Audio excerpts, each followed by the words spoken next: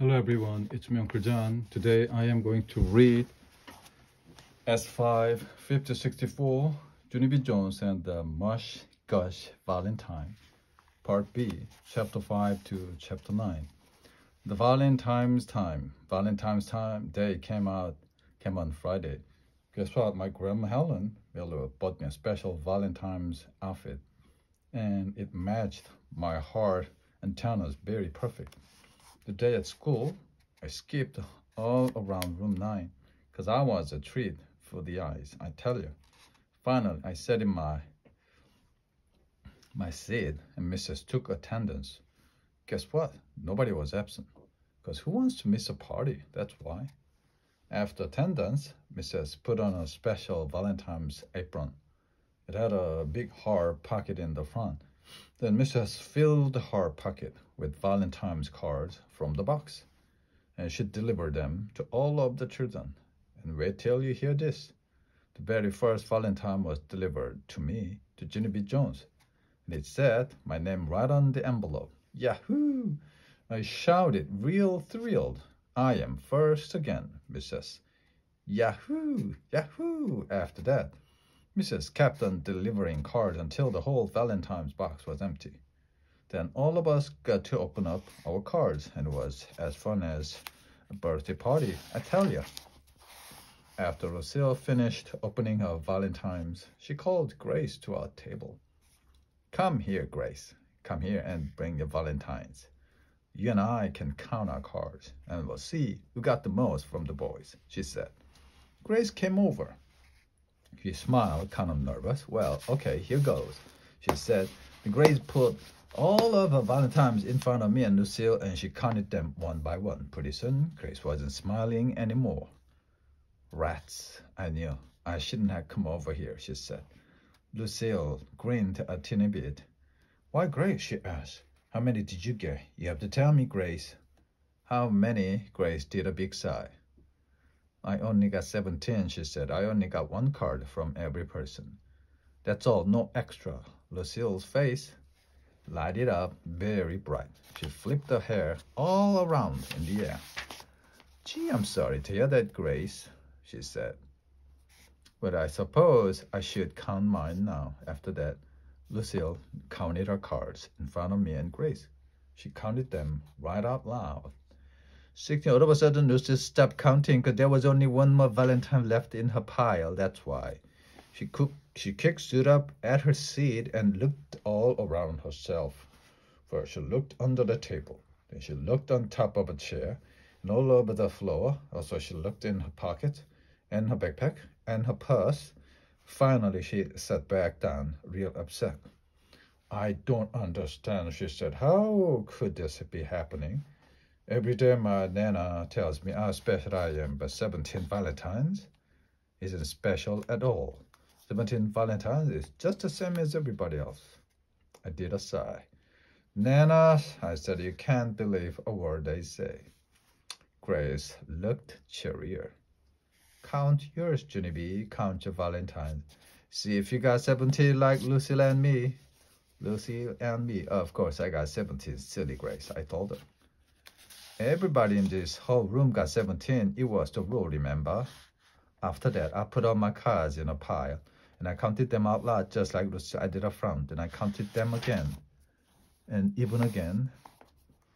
And guess what? Somebody broke the rule, that's what. I springed up on my chair. All right, people who didn't send me a Valentine, and do not try to deny it, because I've only got 16 cards in my pile. I pointed my finger at Mini Jim. Was it you, mister? Huh?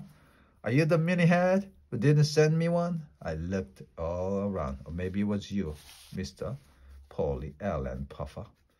Or you, Charlotte, who I don't actually know your last name. Oh, you, Roger. Just then, Mrs. swept me off my chair. Do not stand on your chair, Junie B. Please don't fight about Valentine. If someone didn't send your card, it was just a mistake. No one would do something like that on purpose. I'm sure of it. After that, I sat back down in my seat and I looked at that woman, very curious, because Mrs. is a nice teacher, but sometimes she doesn't understand children at all. Chapter 6, Bingo. I put my head down on my table because I needed to figure out who didn't send me a Valentine. That's why. I think real hard. Then all of a sudden I springed up.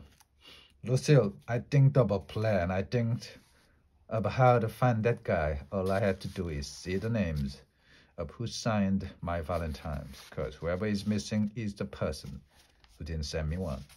Lucille looked admiring at me. That's very smart of you, Junie B. You should be on cops. I know it, I said back. My head is as sharp as a tack. After that, I got all of my Valentines in a pile, and me and Lucille looked at the people who signed them. We kept track of their names very good. Only too bad for me, because 7 of my Valentines weren't even signed. Darn it, I said. Now, what am I supposed to do? Just then I saw Mrs. hurrying to my table again. Junie B, I have some good news for you. Guess what I just found in the bottom of the Valentine's box? I sat up real quick, because guessing games are my favorite. Of course, a meatball, I said. Mr. Ditterford, no, Junie B. Why would there be a meatball in the box? Think about it. What have people been putting in the Valentine's box all week? Cars, I said, real smart. Right. And how many Valentines did you get today? 16, I told her. Yes, you said you're missing one, weren't you? So what do you think I found in the bottom of the box just now? This time I thought my heart is. A meatball, I said. Mrs. rolled her eyes up at the ceiling. Then I looked up there too, but I didn't see anything. Pulled a giant envelope from behind the bag. No, this, Junie B, this is what I found in the bottom of the box. I found this big envelope, and it's addressed to you. My mouth came open, very shocked. All of a sudden, I clapped my hands very tight. Hey, wait a second here. Maybe this could be my missing Valentine. Bingo! Yes, I shouted, bingo, bingo, bingo. I jumped up and down. I danced all around, because nobody broke the rule after all. That was very nice of it. Nice of them. After I finished dancing, I opened up the envelope. It was the beautifulest card I ever saw. It had nice lace and hearts all over the front, and a purple ribbon was weaved all around the edge. Look, Mrs., look, it's a bush gush kind. I said, I'd always wanted one of these things. Who sent it, huh? Read me their name, okay? Who sent it? Bess opened up the card, looked at the name, then she laughed out loud. Well, looks like you got yourself a fan, she said. She ruffled my hair. This card is signed from your secret admirer. I raised up my eyebrows. Huh? What? Who? A secret admirer is someone who likes you very much, but he's too shy to tell you. She explained, I guess your Valentine's Day turned out pretty good after all, huh? She said. Yeah, my Valentine's Day turned out almost perfect, I said. Now all I have to do is figure out who my secret admirer is, and I will be in business. After that, I put my head on my table, and I closed my eyes because I needed to think of another plan. Of course. Chapter 7, wink, wink. Another plan didn't come easy. I think for a real long time. Finally, I tapped on my bestest friend, Lucille. Want to help me, Lucille? I asked. Want to help me figure out my secret admirer? Lucille did mad eyes at me. Just because you have a secret admirer doesn't mean you are prettier than me, she said, very annoyed. I looked surprised at her. I never said I was prettiest, Lucille. I said, it's just that someone in room 9 loves me better than he loves you. And I keep on wondering who it is. Lucille leaned close to my face. It's a cuckoo-head boy, and that's who it is. After that, she scooted her chair to the end of the table, and she turned her head away from me. I did a mad breath at that girl. Keep acting like that, you'll be sweeping your own castle, I said. After that, I looked all around. Room 9, and guess who I saw? I saw Crybaby William, that too. Crybaby William sits right behind me, and he's the shyest guy I ever heard of. So maybe he might be my secret admirer. I spinned around in my chair and waved at him. Hello, shy boy, I said, real cute. William looked nervous at me. What do you want? He said. I wrinkled up my nose, very darling. Yeah, only you don't even have to be shy of me anymore, William, because I think I know your secret, I said, after I put my chin on his table, and I winked my eye at him, only I'm not actually good at winking, so I have to say the words. Wink, wink, William, I said. Wink, wink, wink. See my eye? See how it is trying to wink at you? William's face started to sweat. Turn around, please, he said. I did a giggle, because that admirer boy was shyer than I thought. You're a silly sausage, William, I said. Then I tried to tickle him under his chin. But William sweated and swatted my hand away. I tapped my finger on the table. Okay, here's the thing, William. Sweating my hand is not actually that admiring, and so please do not do that again. After that, I tried to tickle his chin again, but this time he ducked under the table. I did a frown, because something did not seem right here. Finally, I bended my head down and I peeked at him. I'm going to take a wild guess here, William. You're not actually my secret admirer, are you? No. After that, I did a big sigh. I turned my chair back to my own table. I looked all around room 9 again. Guess what, boy? I saw next. I saw Polly Allen Puffer. That's who. He's always teasing me. So maybe he is my secret admirer. I zoomed to his table. Speedy fast. Wink, wink, Polly Allen Puffer, I said. Wink, wink, wink.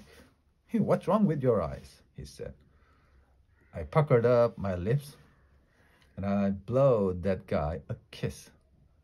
Thank you for the beautiful Valentine, Paul, I said. Paul? Who's Paul? What beautiful Valentine? He looked strange at me. My Valentine was the one with the oozy slime monster on the front, he said. Don't you remember it? Just then I made a face. 'Cause I remembered it, of course. I hurried up back to my seat again. That's when I saw a boy named Ham. Ham hardly even knows me, and so he was worth a try, I think. I went to his table. Okay, Ham, I'm running out of patience here, so listen very careful. I faced my eyeball at him. Wink, wink, okay? Now, are you my secret admirer or not? Please tell me the truth, or you will be sorry. Ham stuck out his tongue at me. He put his thumbs in his ear. He flapped his hands up and down. All righty. I'm gonna take that as a no. I went back to my table, sat down real frustrated, put my head in my hands very glum. 'Cause guess what? Finding a secret admirer is not as easy as it sounds. Chapter 8, who knew? Pretty soon the bell rang for recess. I hurried over to my friend Grace. Baby should help me find my secret admirer. Both of us skipped outside to the playground. Then all of a sudden, I stopped real fast, 'cause I accidentally left my beautiful Valentine on the table, and I didn't want anyone to take that lovely thing. Wait, Grace. Wait right here. I'll be back in a jiffy. After that, I went my fastest back to room 9, and guess what? I spied that mini Jim at my table, and he was picking up my beautiful card. Hey, what do you think you're doing, mister? I yelled real loud. Then I zoomed to my table zippity-gig, and I yanked that card right out of his mitts. After that, I started running to the door, but Mini Jim springed in front of me, and he held up his hand. Stop! Don't take that Valentine outside. If you take it outside, you'll get dirty. I made the squinty eyes at that boy. No, I will not get it dirty, I said back. And anyway, this is not your beeswax, Jim. Jim stamped his foot. Yes, it is too, my beeswax, Junie B Jones. He yelled, the card cost me a whole month's allowance, and I don't want you to get dirt on it. As soon as he said it, he put his hand over his mouth. But I already heard his words. I did a gasp. You, Jim? You're the one who bought this card? I asked. Why? How come? Is this some kind of a mini boy joke? Jim started sputtering a real lot. Yes, I mean, I didn't buy the card. It just looks like it cost you a lot of money, that's all. And whoever bought it spent his whole allowance, I bet. I kept on staring at that boy because something smelled like fish here, that's why.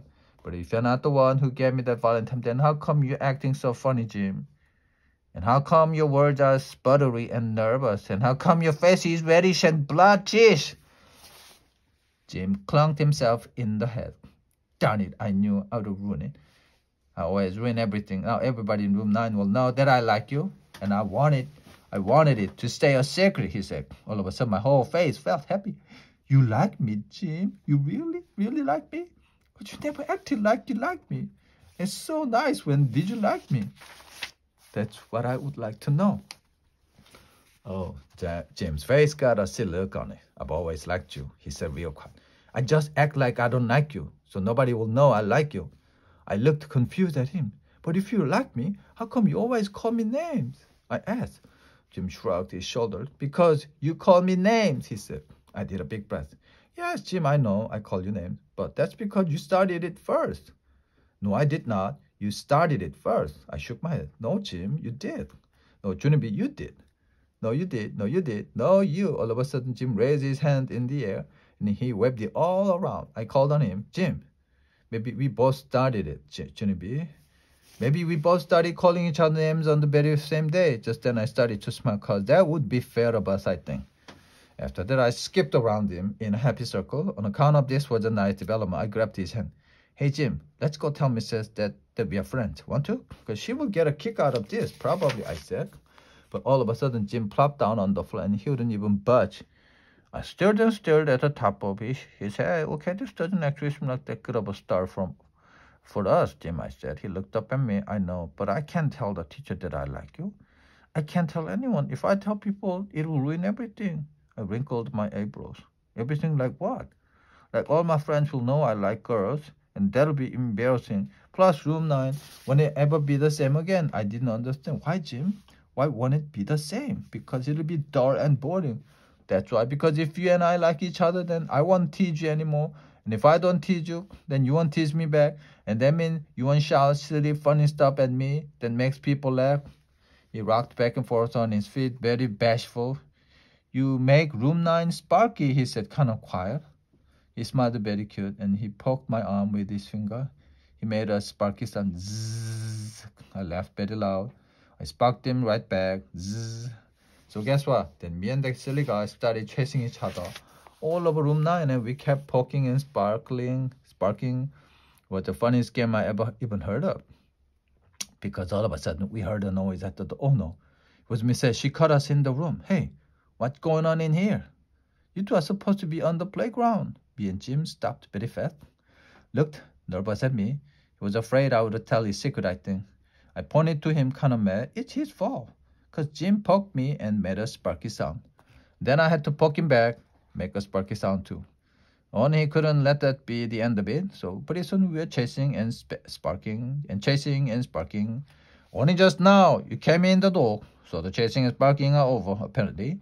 So we will just be on our way to the playground, I believe. I tapped on her. Pardon me while I get by. I said bye. Very polite. Mrs. rolled her eyes way back in her head. Honestly, you too. It's Valentine's Day. Can't you get along for just one day? She took us by our hand and she marched us outside. We waited for her to leave. Then he looked at me kind of shy. You did good, he said. Thank you for not telling my secret. That's okay. Thank you for my mush-gush Valentine. I faced my eyeball at him. Wink, wink, Jim. Wink, wink, wink. Guess what? Jim pointed his eyeball right back at me. He winked very perfect. After that, we ran off to play with our friends. Or else people might think we liked each other. That would ruin everything. That's how come I never even told anybody about Jim's secret. Not even my bestest friend, Lucille and Grace, because Mini Jim is the bestest secret admirer I ever had. Guess what else? Room 9 is still staying sparky. Zzz. The end.